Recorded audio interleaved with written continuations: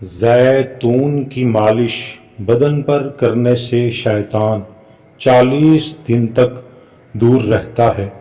کھانے کے بعد برتنوں کو انگلیوں سے صاف کرنے سے رزق بڑھتا ہے۔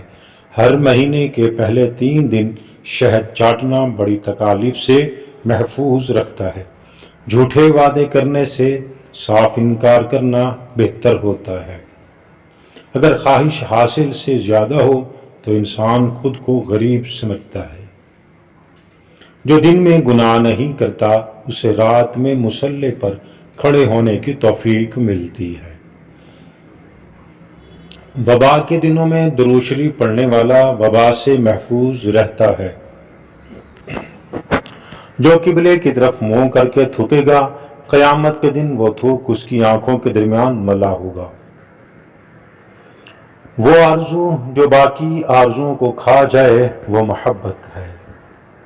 جس گھر میں محمد نام کا بچہ ہوگا اس گھر میں ہمیشہ خیر و برکت رہے گی۔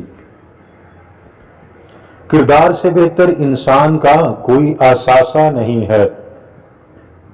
سانپ دانتوں سے ڈستا ہے اور انسان ناخنوں سے، اس لیے ہمیشہ اپنی آنکھوں کی حفاظت کریں۔ جمعہ کے دن ناخن کاٹنے سے بیماریوں سے شفا ملتی ہے۔ روح کی گہرائی سے نکلی ہوئی بات روح کی گہرائی تک ضرور جائے گی۔ جو عورتوں پر بری نظر ڈالتا ہے علم کا نور اس سے چھین لیا جاتا ہے۔ لباس قیمتی ہو یا سستا گھٹیا کردار کو چھپا نہیں سکتا۔ ایک انار کھانے سے دل 40 دن تک منور رہتا ہے۔ جو شخص حضرت نوح علیہ السلام پر درود و سلام بھیجے اس کو سانپ بچھو نہیں کاٹ سکتا۔ تو محترم ناظرین کرام، محبت سے غم اور اداسی ضرور پیدا ہوگی، وہ محبت ہی نہیں جو اداس نہ کرے۔ تم غلام ہو اس شخص کے سامنے جس سے تم محبت کرتے ہو۔ اگر آپ سوچنے کی صلاحیت کو تیز کرنا چاہتے ہیں تو کھانا کم کر دیں۔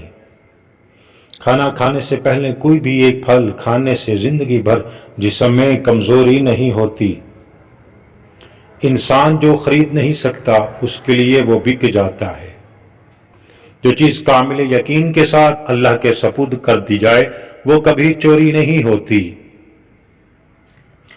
دیانت داری حکمت کی کتاب کا پہلا سبق ہے۔ لوگوں کا آپ کے منہ کے اوپر تعریف کرنے کا مقصد آپ کو استعمال کرنا ہوتا ہے۔ توجہ کے پیچھے محبت کی تمام معنی چھپ جاتے ہیں۔